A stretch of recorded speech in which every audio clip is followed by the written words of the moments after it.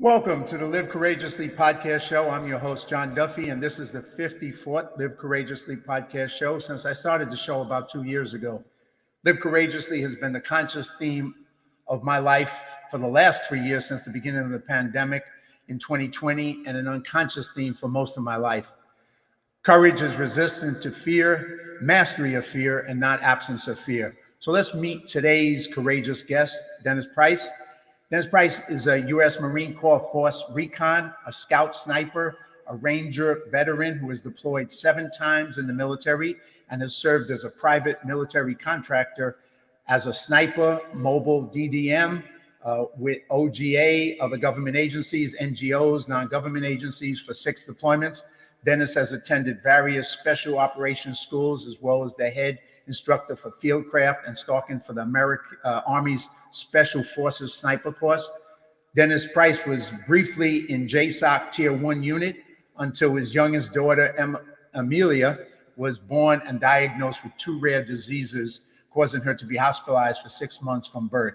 After being life-flighted from Alabama to Children's Hospital of Philadelphia, Dennis talked to the doctors about the need, probability and frequency of having to be near the Children's Hospital of Philadelphia. And the doctors at that time said that Amelia will need to be 1 hour emergency range to a specialized hospital. The doctors also said that for her 2 rare diseases, there was only 2 options: Children's Hospital of Philadelphia and a hospital in Houston. Dennis made the decision to choose family at that time over career, and he ended his career at just under 15 years of service. Dennis is a Christian with a very strong faith in God, a loving husband, and a father of 4 beautiful kids. He's a boxing, Muay Thai, and Jiu-Jitsu practitioner, enthusiast, and enjoys competing in various martial arts tournaments. Dennis is also the project manager for Mighty Oaks International, and Dennis now dedicates his life to precision rescues by using his special operations experience and skills to rescue sexually trafficked children, HVIs, Americans, and help those in need, both domestically and globally. Dennis continues to be a voice and act upon being a human rights activist, a humanitarian crisis specialist, and an evangelist. I'd like to welcome, greetings, brother. Welcome to the show, Dennis. Thank you, and thank you for having me on. Hey, I appreciate you, man. So I usually start the show out with 2 things, and I'm going to do the same this time. One is I ask my guests, where did we first meet? That's my first question. So if you want to address it, and I can kind of share a little bit about that. Yeah, so we met relatively recently at INDOC for a group called CERT, which is Search, Evangelize, Rescue, and Train, that helps rescue sexually trafficked children. So I was helping one of my close friends, Pastor Rudy Gonzalez, run an INDOC course for finding new operators for people who want to be the action arm and help support rescuing sexually trafficked children under the banner of Jesus Christ. So that's where we first met there. And while filming, I think the INDOC, we grew close. And then you mentioned your show, and you talked about, I think, Send Me. And I told you how I was involved in the Afghan withdrawal and the evacuations. And that's what sparked this conversation. Yeah, I remember, I was there filming with a buddy of mine, Lou Simon, the 2 of us, producing partner, and we were there to support CERT, and I got a chance to meet you, and the training was pretty intense, but it was not only just training, but it was actually going out and trying to rescue young women who were being sex trafficked. So, filming some of that, and like you said, then getting the chance to kind of, when I interviewed you on the beach that day, got a little bit of hearing your background, and I was like, wow, I mean, you had just kind of worked through so many things, both in the military and now in civilian life. And I just felt like you have a powerful, powerful story to share. And I was just, I'd love to have you on the show. So thank you, man. I really appreciate you being here. Thank you. And, out of that, the other thing I ask is, what does Live Courageously mean to you, since that's the name of my show? And obviously you've had a life where you've exhibited that in so many different ways. But, why don't you tell us what that means to you? So in the Marine Corps, we talk about, honor, courage, commitment, the core fundamentals, a decent amount. And I've got pounded that in my head my whole career of what is courage, And I hear a common one because the root word of courageously is courage, and it is courage is not the absence of fear, but the ability to overcome fear and to do what needs to be done. I think you mentioned that earlier in the show, but I absolutely love that. And I never truly understood it. And I hear all these amazing war stories of all these heroes doing amazing things. And everyone always asks them if they were afraid.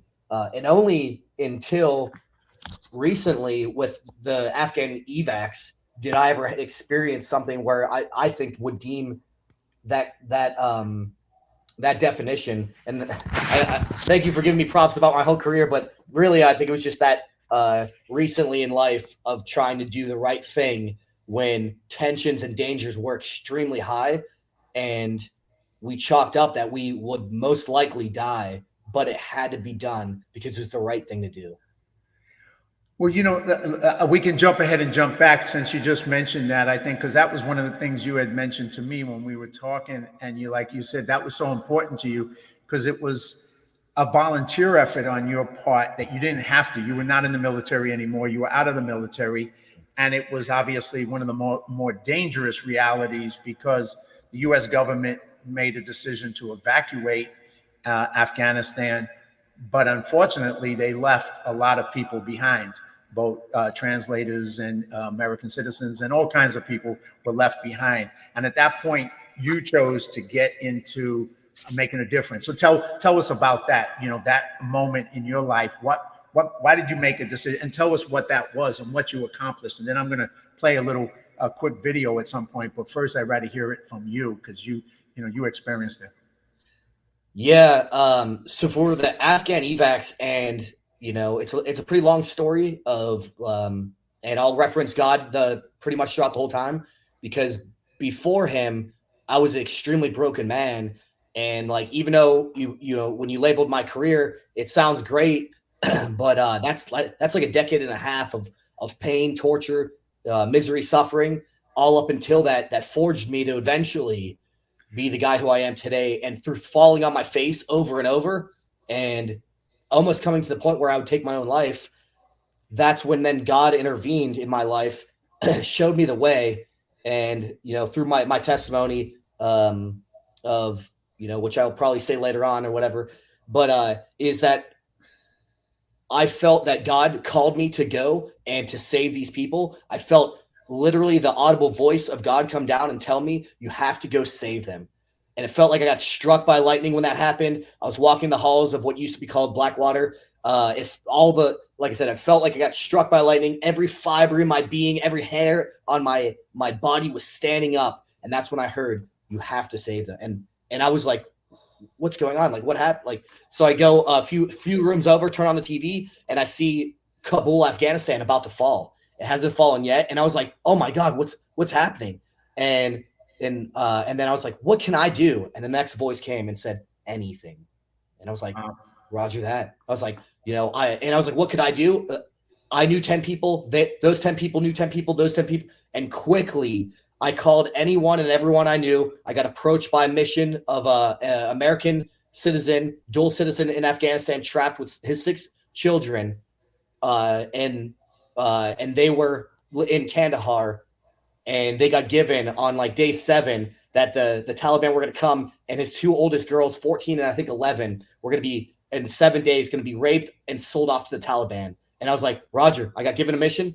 I got given a timeline, and that's it. So I when I called out all these people and I truly devoted my life then and trust in the Lord that this is what I had to do because I got called to do it. Within 24 hours, I owned a 50-acre compound in Alaska. 24 hours after that, I had a joint special operations team of a Navy SEAL, Army Special Forces guy, a few Force Recon guys, and an agency member. And then 24 hours after that, I had a plane and authorization to land in Afghanistan. Day 5, we rescued that American citizen out of Kandahar 1 day before his daughters were going to be raped and sold off to the Taliban. And we were told that was a suicide mission, that it was so hot in Kandahar that no one would support it, and everything from there. But that was what God sent me to do. And that was the right thing to do, because who else is coming? America at the time, they weren't. they abandoned their people. They the government would we withdrew so fast and out of there that we left a lot of Americans behind, vetted interpreters and SIV, special immigration visas, guys all behind, and that's when we acted. Did you spend time in Afghanistan prior to that, in the military, before that civilian rescue that you did? So I'm an Iraq vet, and I did OIF and OIR. I did not do the Afghan tours. I did a whole bunch all throughout, and then so during the Afghan evacuation, that was the time I actually physically went in and went to Afghan. And just to go back on your story, Dennis, because you kind of went through it real quick, and like you said, I mentioned about you had served for 15 years, you went on 7 deployments, and it sounds very attractive from the outside, but like you said, which you people don't get to see or understand, that you were broken, that you were in a very dark place. You got to the point that you were personally suicidal. And, a lot of times people just look at it from the outside, especially if they've never been in the military. Civilians have no clue what all that does to a human being and what it did to you before you were able to find Jesus and turn around. So tell us a little bit more, man, because I think sometimes that, how do you end up in such a dark place? Because on the outside, you wouldn't imagine that that's what was going on. Yeah. It's something I like to call the veteran's curse, is that be careful for what you ask for, because it'll come tenfold. So when I joined about 17-ish years ago, I joined the Marine Corps, 17 years old. And at the time, Iraq and Afghanistan were kicking, and it was going off. So I watched 9/11 growing up on TV, probably 14, 15 years old, and I knew I had to do something. I grew up in a very small town, under the poverty limit, with a very close family. My uncle was a Vietnam vet as a Marine, and so when I felt the call to serve, and I didn't really feel a place in life, and I felt like my nation was at war. I felt like I had to do something there. So at a young age, I felt pretty patriotic, especially at 17. So I chose to join the Marine Corps. 6 months later, I was in Iraq on top of a machine gun. And that changed my life. DJ Price, from small town Pennsylvania, on my 3rd IED attack. It was an IED initiated ambush, getting blown up, watching my friends get decimated, being trapped on what we refer to as the ambush site, and not being able to get off for hours on end, being shot at from the town of Ramadi. That moment changed my life, and it created such an inferno inside me. I was so filled with rage, bitter, hate and discontent.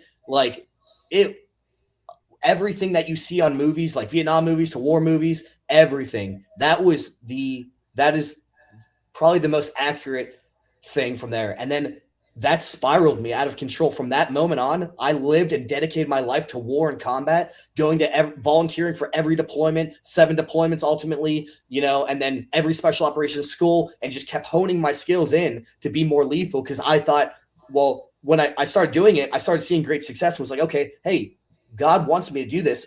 He wants me to be his war vessel. I'm going to keep volunteering and doing all this stuff. It only makes sense.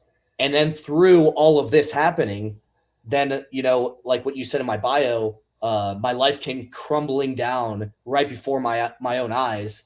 And eventually I convinced myself that it was my fault. And not just I convinced myself, what us as Christians call the common enemy is the devil. He got into my ear and saying, this was my fault. Your daughter was born because you dedicated your life to combat, because you focused on so much hate and discontent, that you served in that manner. This is all because she's getting tortured, and she's been born with all this because of what you did. And it sounds wild to hear and say out loud now, just me and you talking.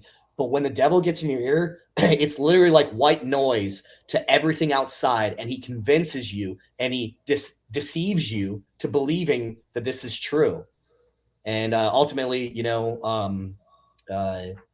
I attempted to commit suicide, and then gave my life over to God from that moment on. And when you did, what was that like for you? I mean, how has your life changed, and what both, mentally and but everything. What's changed about that? Because you were broken, you were suicidal, and then you're not anymore. Yeah. So when it all was happening, I felt like my daughter was just removed from our family while I was still serving active duty. I had 3 other kids. My 4th was born. She immediately got life flighted from where we were in Alabama. She got life flighted to the Children's Hospital of Philadelphia, like 6, 7 states away, with my wife. And now I'm stuck, full active duty with full parenting, all this other stuff, and then got like handed eventually at one point a $1.2 million medical bill. Oof. And that was the moment that my life immediately came crumbling down. Was like, how on earth can someone give someone a bill like this to save your daughter's life? And I couldn't wrap my head around it. And that's when I let the voice of the enemy in my head. And that's when it all spiraled from there. And at one night when I was at my lowest, I was in my garage working out. I was biking on a recumbent bike, and I was working myself up even more. I got that, the common enemy preaching my ear, where all else was white noise. And about 3 hours in intense biking, I started staring at, my handgun, and was like, this was the only way out. The military will pay my family $500,000. This is because of the things I did and the choices I made in life. This is my fault. I did this. And the only really way out is this way right there. And it was just a couple, like a few yards away.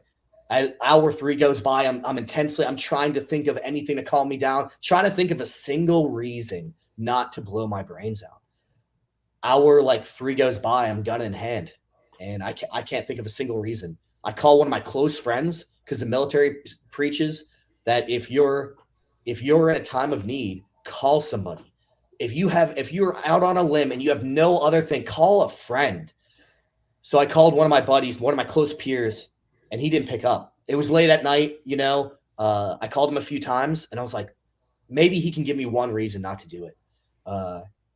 And he didn't pick up. I was like, Roger, that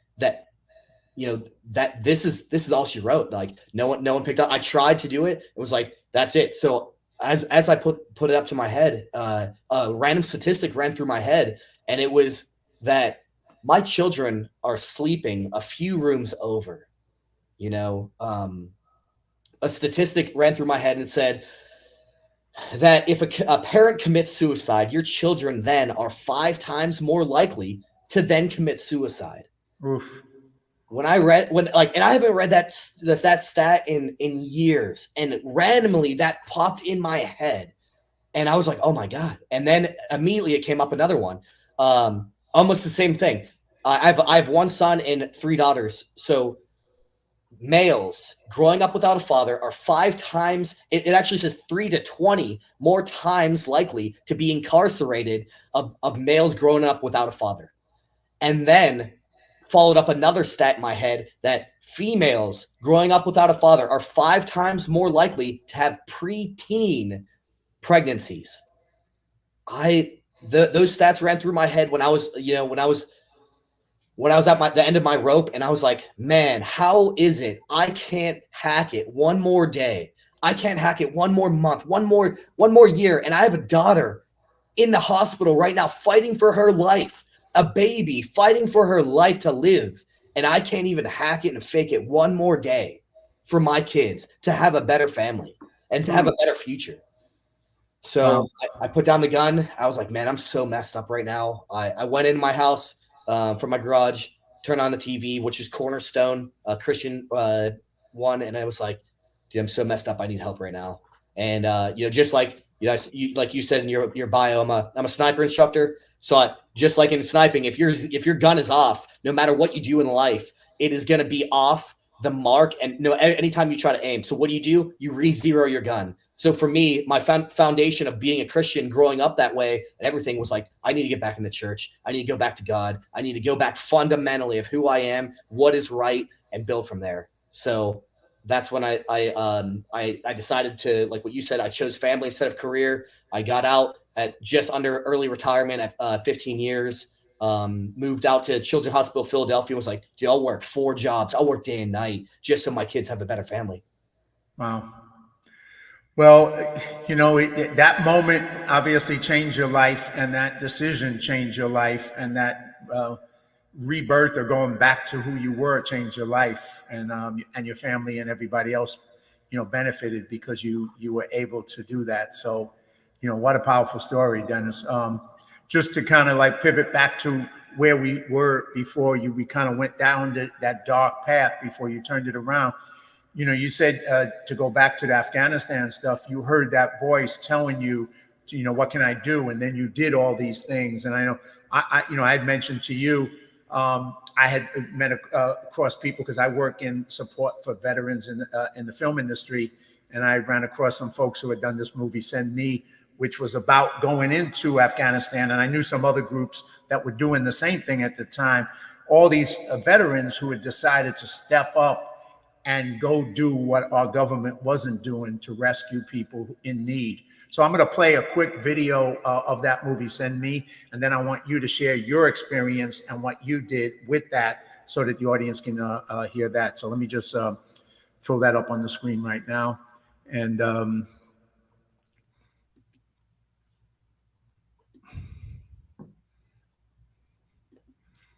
let's see if I can, and tell me, I think the voice should be on.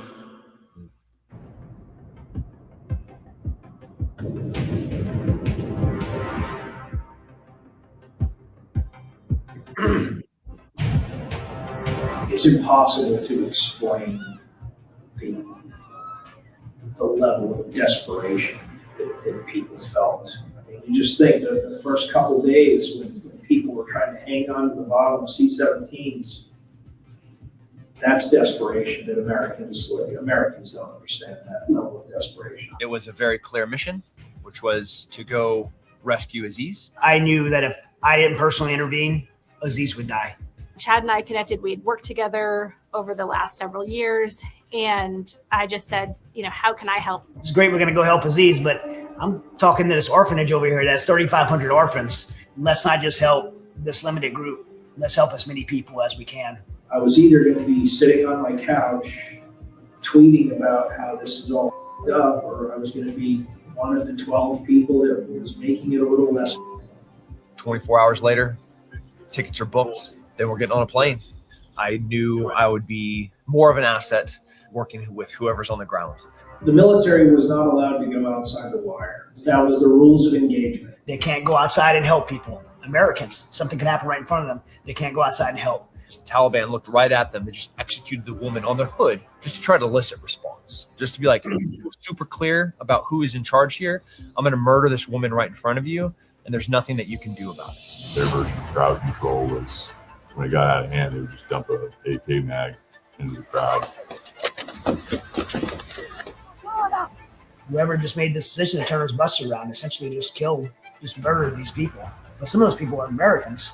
There's not enough emotional capacity left in my soul to be able to mourn 4 busloads of people that are about to die. I'm trying to save a woman and her children, but off to like 5 feet away from me is a dead child.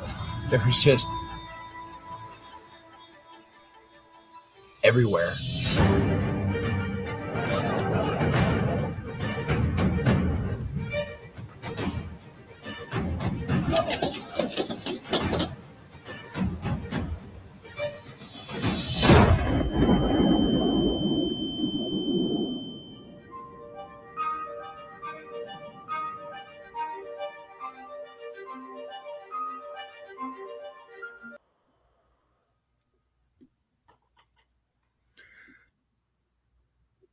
Oops, let me just get that off the air.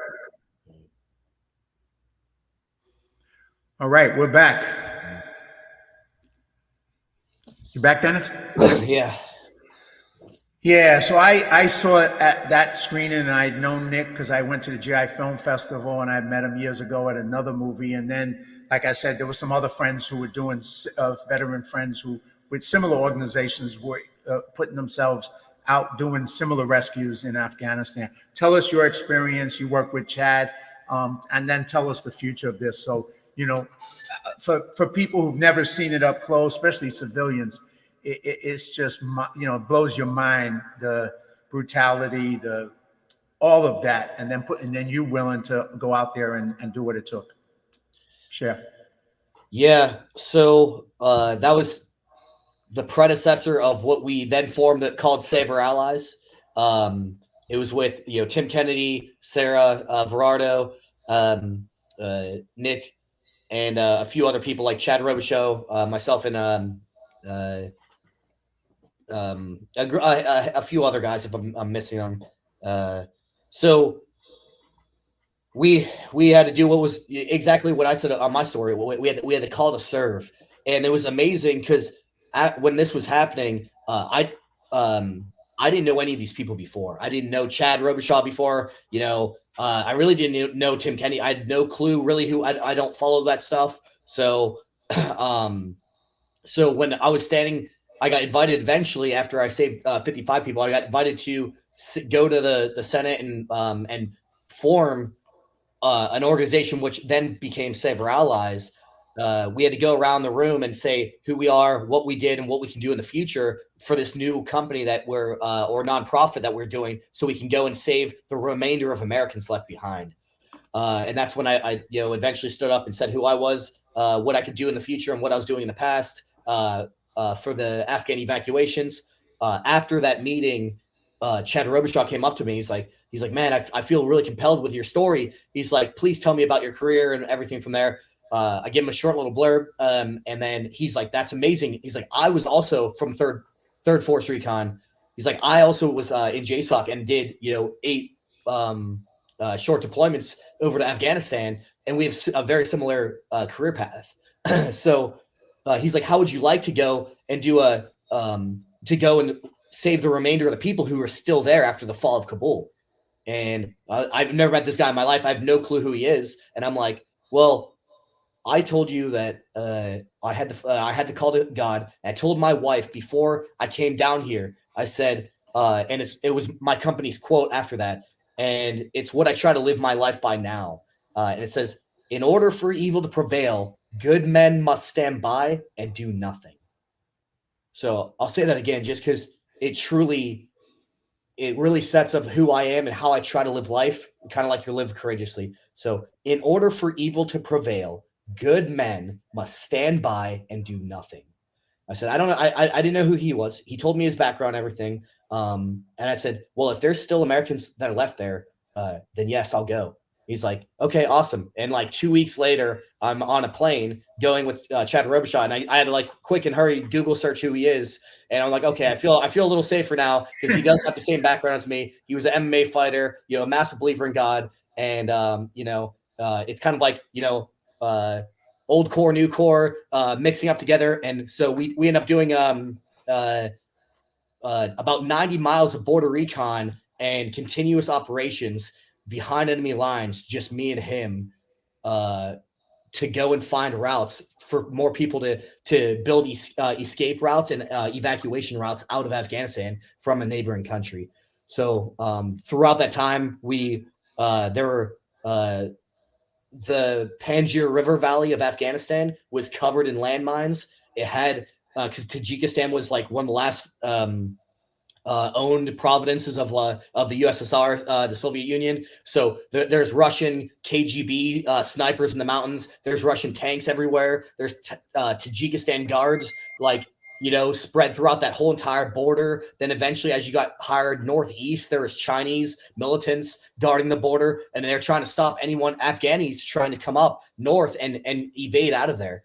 And that's where me and Chad was, doing just 2-man special operations of trying to identify routes to get these Americans or vetted interpreters out and into safety.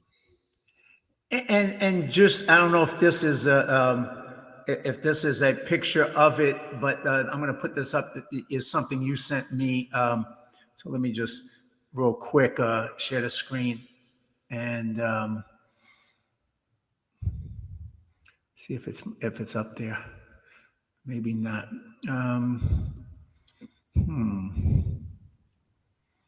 Yeah, I'm not seeing it. All right, I'm gonna try. I'll try that after. But anyway, this is a picture of one of the things here, right? Of that area, and that's the area you were talking about. How long were you there with Chad? How long were you doing that? It starts becoming a blur just because like we didn't sleep. Like we went days without sleeping, and sometimes you would have to share like an hour of sleep a night, sleeping on the side of the mountains in Afghanistan, like hiding out and like in the rocks. That if someone would catch you, then you're gone, like you're executed. So even though we slept like 20 minutes per each night, we weren't really sleeping. So I think that the total actual mission was like 2 weeks long of on the ground there, but like we were actually there for like a little under a month or so. But we were running like about 10 plus days of just continuous operations through there. That's when we covered the 90 miles. And that picture was a picture that I took when we were about 3 miles on foot in the Panjshir River Valley. And we heard, hey, they cover this area with landmines, all this other, so we're walking through there trying to establish routes. And all of a sudden, like 3 miles in, we like look up and I see the most animated sign. And I'm like, oh my God. I was like, he's like, what? And I like hurry up and took a picture of it. And I was like, dude, we got to get off this road right now. And we got to get back into a vehicle. We got to figure out a way to, bypass and then to select a different area that is more feasible. So yeah. Well, this is the video you sent me. I think it'll play now. Let me just give it a shot. And this is, if it's on the screen, do you see it? I do. All right. Yeah, this is just to see the scope of these mountains. And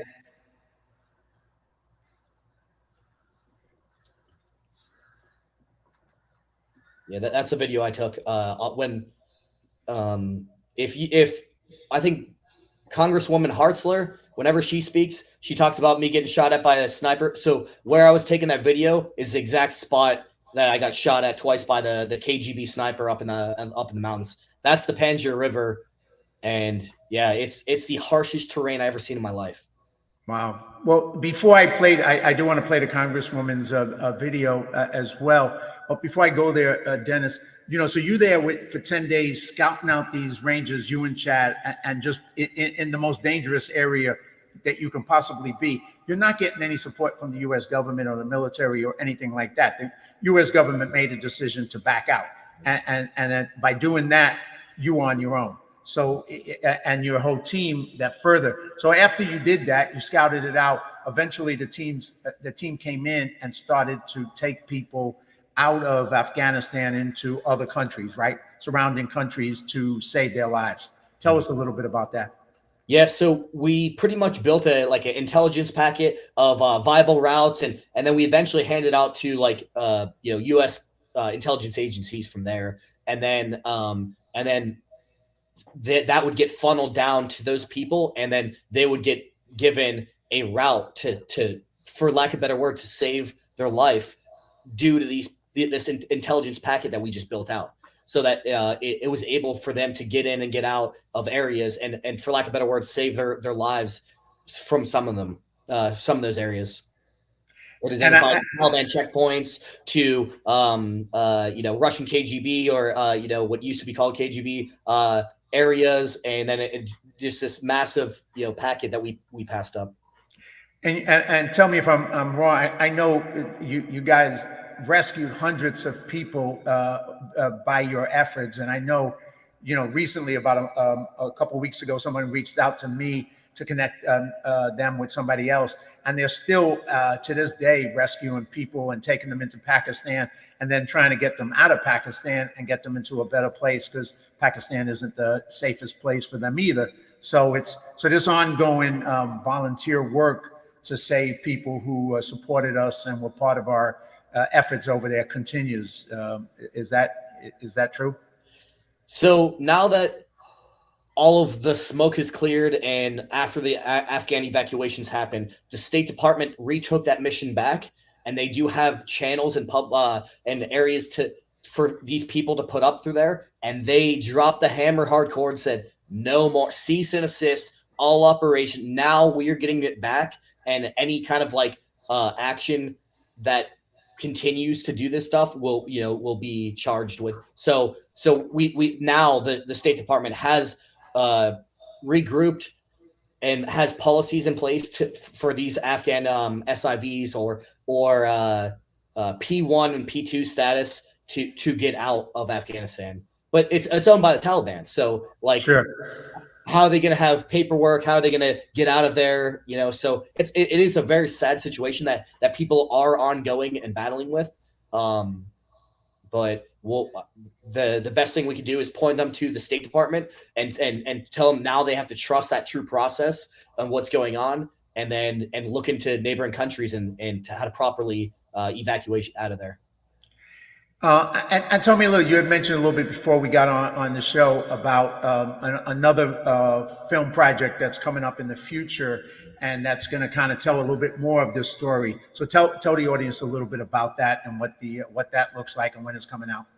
Yeah, so I'm not sure how much I could say on the movie part, but so the book Saving Aziz, it already came out this past year. So Aziz, actually, I'm in my office right now. His office, it's right here next to me, and we work together. So Aziz in Send Me, that's what started this whole thing is Chad Robichaux's love for his fellow brother who saved his life every day in 8 deployments in Afghanistan as an AFO, Advanced Force Operator, and they were doing 2-man operations the whole entire time.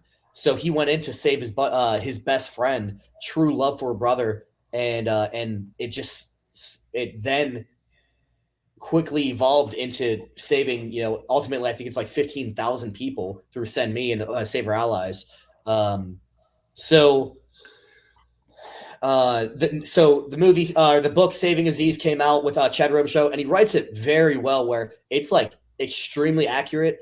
That's Chad and myself in Afghanistan right there in the Panjshir River Valley. So he writes it with like uncanny ability of conversations we had, and it's like word for word. I'm like, and I always ask him, like, how did you remember? He's like, I journal every day and I just write my thoughts. I'm like, that's amazing that you're able to tell a joke or something a conversation we had with extreme detail a year or so ago. So he wrote that book. I highly recommend everyone to read it. It truly glorifies God in this miracle and not just our actions, because like 10 to 12 guys, regardless if you're special operations or not, no way were we smart enough, capable enough to pull something this magnitude off. Like, it was truly God's miracle, and we were just thankful to be a part of it. And what is the name of the book again for people? Saving Aziz. So saving Aziz. And then Aziz was the interpreter and my close friend now. He actually he spent my daughter's birthday party yesterday at our house with his kids. Wow.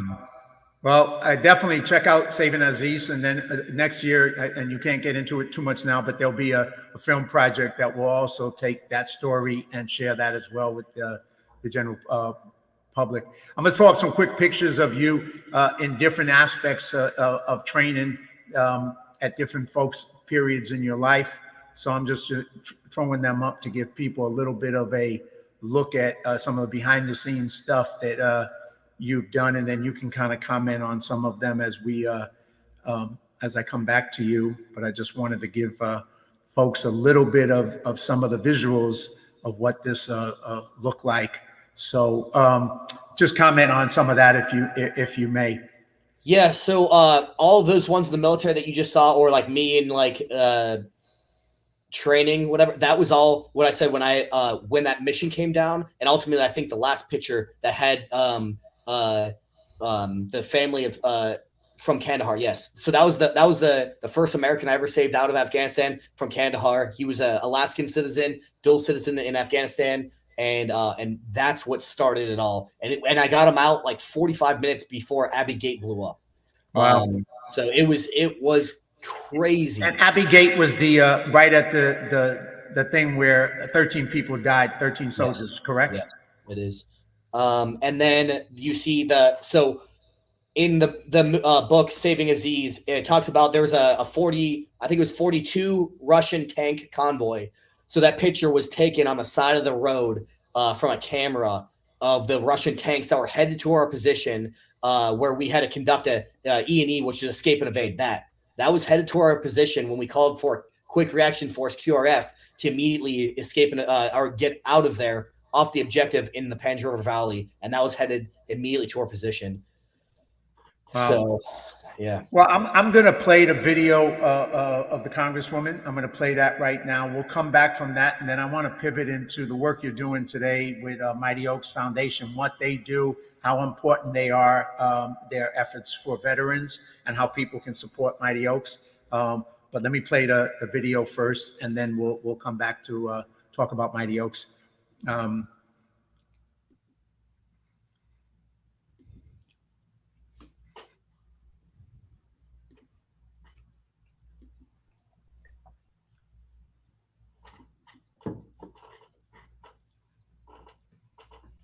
Chair now recognizes the gentlewoman from Missouri, Ms. Hartzler, for 5 minutes. Mr. Speaker, I rise today to honor the extraordinary heroism of Chad Robichaud and Staff Sergeant Dennis Price during the Afghanistan evacuation last year.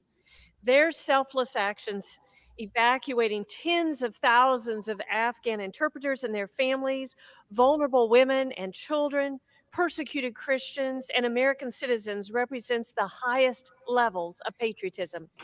I met Chad through his work supporting our nation's veterans as the founder of the Mighty Oaks Foundation, a leading nonprofit serving the military, veteran, and first responder communities around the world. Through faith-based combat trauma and resiliency programs, Chad has been instrumental in ensuring our brave warriors are supported when they return home from the battlefield. Chad's work doesn't stop there. He's also the co-founder of Save Our Allies, a nonprofit focused on the evacuation and recovery of Americans, our allies, and the most vulnerable people trapped in Afghanistan. Save Our Allies began as a personal quest for Chad as he set out to rescue his long-time friend and Afghan interpreter. However, the mission quickly evolved because of Chad's compassion for all people and his servant's heart. While the U.S. military held the Kabul airport in Afghanistan, the Save Our Allies Task Force successfully extracted approximately 17,000 evacuees in a period of 10 days. Despite these courageous efforts, a report from the U.S. Joint Chiefs of Staff estimated over 142,000 vulnerable Afghans remained in the country following the exit from Kabul. With the complete takeover of Afghanistan by the Taliban, the report projected 20 million women will be vulnerable to sexual abuse and slavery. Christians would be persecuted and executed. Afghan interpreters and their families would be hunted down and killed. Children would be abused through religious manipulation. And the 1,000 plus Americans left behind would be killed or held hostage for ransom. Understanding the ruthlessness of the Taliban as a former Force Recon Marine, Chad Robichaud knew the rescue mission had to continue. In response, Save Our Allies launched several operations to explore new ways for extractions. Robichaud and his team first identified possible ground evacuations that could be feasible by cross-border movements into Tajikistan and quickly planned a reconnaissance operation. Robichaud hand-selected Staff Sergeant Dennis Price, a Force Recon Marine and Scout Sniper, to take part in the mission. I want to share two stories from that mission to highlight their incredible acts of sacrifice, service, and bravery. Early in the mission, Staff Sergeant Price sought a higher vantage point to evaluate a potential river crossing area. Upon his ascent up the mountain, he came under sniper fire 2 separate times, pushing him back to return to the safe house to reconvene with Robichaud and discuss moving forward with the operation. These 2 brave men humbly discussed their families, loved ones, and all that would be left behind should they not make it out of this mission. Still, both men agreed to continue their mission of building safe passage for American and Afghan evacuees. During day 3 of the mission and upon confirmation of a possible river crossing, Staff Sergeant Price found himself 10 feet away from an armed Chinese militant hiding in the bushes. utilizing the vegetation as concealment. Robichaud, using his uncanny observation and combat skills, noticed the looming threat and physically ushered Staff Sergeant Price into a nearby vehicle before he could be captured or killed, ultimately saving his life. Because of this heroic act, the two men were able to continue providing real-time information to American intelligence agencies. During their 10-day operation, Robichaud and Price were able to cover 90 miles of border between Afghanistan and Tajikistan, remaining undetected by countless Tajik, Russian, and Chinese military patrols, all while avoiding Taliban-infested areas and checkpoints. These examples and countless others that cannot be shared due to their sensitive nature underscore their exemplary efforts undertaken by both Americans behind enemy lines to collect the critical information needed to bring so many to safety. Mr. Speaker, I am humbled to stand before the House to honor their courageous bravery and willingness to sacrifice their lives for their fellow man. The mission that these men completed has saved and will continue to save hundreds and possibly thousands of lives. On behalf of a grateful nation, I would like to express my sincere gratitude. God bless Chad Robichaud and Staff Sergeant Price for their service to our country. I yield back.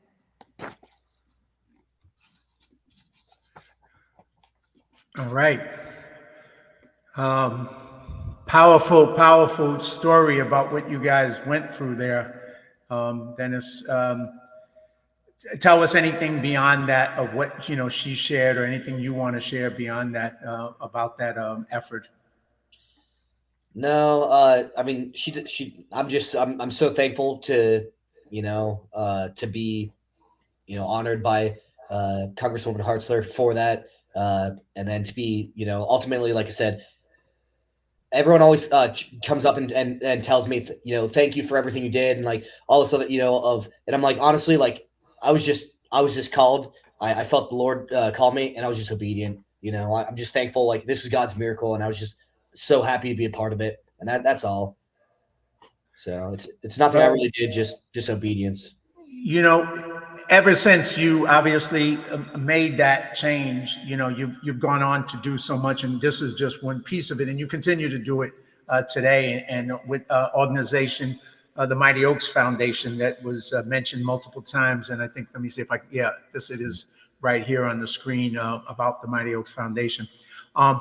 You work for them now. You're, let me grab a quick picture of you up here, International Program Manager with them.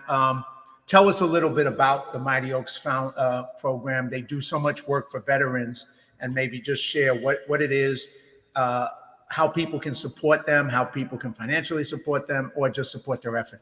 Tell us a little bit about that, Dennis.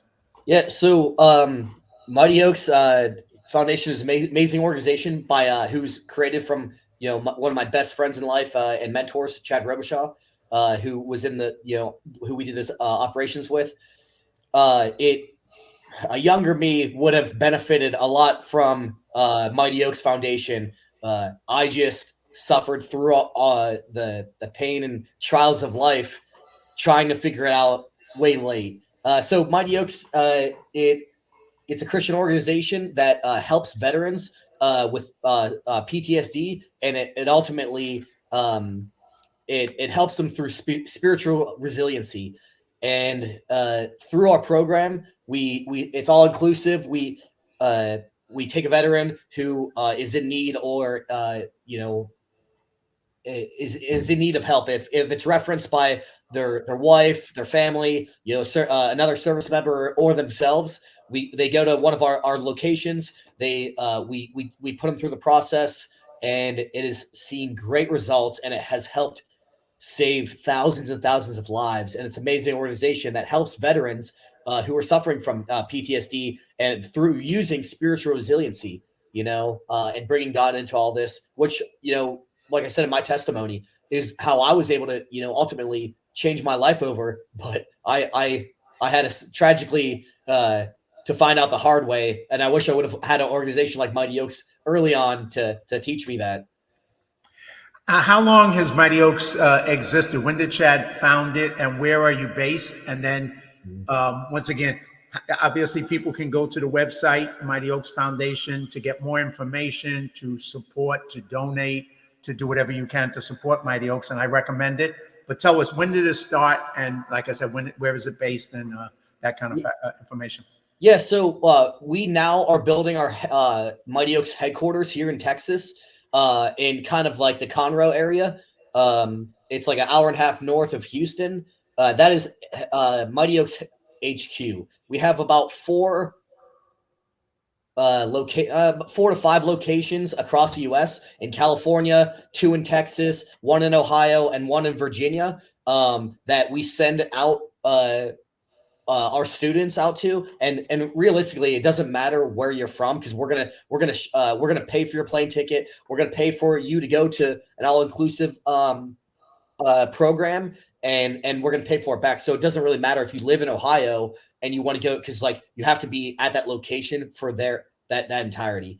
So so that's where we're at. It was founded about 13, 14 years ago with Chad Robichaud. And things that, similarly to my testimony, that he suffered in life, panic attacks, anxiety, severe PTSD, and eventually, trying to attempt suicide. Only through his relationship with Jesus Christ was he able to then find God and live a spiritual life and lean on that spiritual resiliency pillar that we all too often forget about. We know there's emotional strength. We know there's emotional, physical, and then social with our friends, and then there's spiritual. So just like a chair, if one of those legs are broken off or weak, it looks like it's standing, but once you slightly apply pressure, it's immediately going to tumble. And that's what we've seen in the veteran community that people all too forget about. And if it's, how America's shifting and all that and pushing God out, but that's what we have seen. And now I'm the international programs manager. Regardless of your religion or regardless of your country, we still see that these 4 pillars of resiliency, it remains true. So when we go to like Ukraine or like Poland border, or like teaching Afghan SIVs here in America about spiritual resiliency, it's still the same problem. It's still spiritual resiliency, and through that will you overcome PTSDs and it'll ultimately restore families and change your legacy. So But it's powerful, because like you're saying, that those 4 legs and having that resiliency, because at the end of the day, stress, post-traumatic stress is a human reaction to trauma. So it's what the body does when you go through trauma, whatever form of trauma it is, right? There's war trauma, there's other trauma. But what you're trying to do is take the skills and give people the resiliency to basically overcome the trauma that they experience, because the trauma is real. They experienced it. But now how do they deal with the trauma? What do they need to overcome that trauma? And those 4 legs, and particularly what you're suggesting, the spiritual resiliency, is so important to give them the ability to overcome what they experienced. Mm-hmm. Exactly. That's powerful, man. Yeah. And then I guess to answer one of your other questions was like, what do we ongoing efforts? And so now that I'm dedicating my life to to serving the Lord and truly helping others, that's all it is like. And there's so many organizations out there. There's Mighty Oaks who are saving 22. The stats are about 22 veteran suicides a day. That's ridiculous. When I go to have lunch with my kids and I see that they have on average like 17 to 20 students, if you just put that in perspective, like each one of their class is veterans a day worth everyday suicide. Like that's a pandemic right there. Like what are we doing in America to stop that? And Mighty Oaks has been referenced multiple times in Congress now of Truth About PTSD, the books, to spiritual resiliency, and is now being advertised as one of the leading organizations that are preventing these suicides and helping actually research and everything saying that we're helping tremendously the veteran population who are people who go through these courses. So there's organizations like Mighty Oaks out there doing amazing things from God and doing great things out there in the world. There's people like I mentioned, CERT, Slave Free Project, Free Burma Rangers with Dave Eubanks, who's truly doing God's work all throughout the world, in like Syria to all the other places in Burma and around the world that I'm not sure what can be disclosed. But these are all amazing people who are doing. They're doing the same thing. They're just helping other people, and there's no return on investment. It's not like you're donating to these organizations and they're filling they're out there saving lives, changing legacies every day, and helping people. And that's what I love about this. Like, ultimately it's humanity. Just like when Afghanistan fell, it was, what are people doing? It's just truly when there is no more government solution and there's no other thing like that. People stand up above the ranks and they help their fellow man. And I absolutely love this world I'm in. I have mentors now, like Pastor Rudy Gonzalez, who we mentioned, Chad Robichaud, to, Joe Fairchild, and a few other people who I might be forgetting, but who are truly mentored in my life and changed my life and allowed me to grow in ways I've never imagined before. Well, I think, one, having met you and having experienced, a little bit of your story that you gave me when I was there, just I'm honored and blessed to have, come across and have met you in the way that I did. And I think, what I saw, of course, is your, dedication to your faith, your dedication to service, your dedication to others, your dedication to make a difference, and that's, I think, we can all learn from that. We all need to learn from that, and have that spiritual resilience, and then be willing to answer the call to action when the call comes, in which form it comes. And you've answered it in so many ways, both in Afghanistan, with Mighty Oaks Foundation, with CERT Ministries. You just do so much of doing that. And I think that's an inspiration to people, whether they were in the military or not, that there's a way you can serve. There's a way you can step up. There's a way you can, make a difference in life. And you're doing that. So like I said, I'm honored and blessed that I met you, Dennis. As we get close to wrapping up, anything else, I just you want to close on, share? I would recommend people go to Mighty Oaks Foundation website, check out all the great work they're doing, and support them and donate and see what Dennis is doing with them. So that's one way that you can get involved. Anything else you would want to wrap up on and just share with the audience? Yeah. So one thing, like you mentioned, you don't, and this is what I say in one of my testimonies, is that you don't have to be some kind of special operator or any kind of veteran to do something in life. Like Rosa Parks and all these amazing people in life, put a stand and use their sphere of influence to do great things out there. They weren't,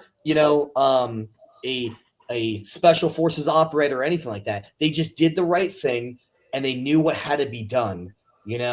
Harriet Tubman was not a Force Recon Scout sniper or anything like that. She was this little old black lady who didn't have shoes, who created the Underground Railroad and walked in the wintertime without shoes to help do the right thing.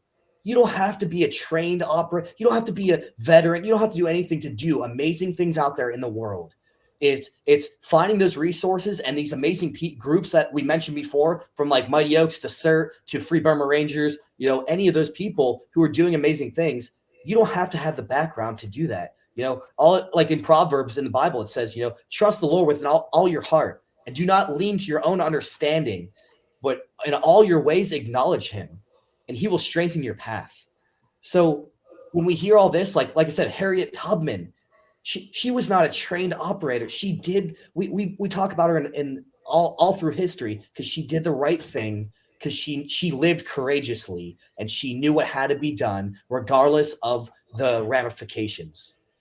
So just go out there, find organizations who are doing amazing things, help support them, donate, retweet, follow, what all that other social media stuff is, and see how you can actually help support them. 100%. I think that's a great way to end it because you just summed it up. People are being called to service. People are being called to action. And whoever you are, no matter what a walk of life you've come from or where you've come from, the call to action, the call to service is to you individually as well. It's not to only others, it's to you. And so I think the way you just summed that up and asked people to do that, I think it's a great way to do it. So I totally echo that, man. All right. Thank you for having me on. Hey, brother, thank you. It's like I said, it's been an honor and blessing to meet you. I look forward to meeting you, again in the future with some of the stuff that you're doing, and whatever I can do, always feel free to reach out to me. And I, support Mighty Oaks Foundation. Go there and support the work that Dennis is doing with that organization and other organizations. So Dennis, thank you so much. Thank you for taking the time, and God bless you, brother. And like I said, look forward to seeing you in the future. Thank you so much, and God bless you. Have a great day. You too.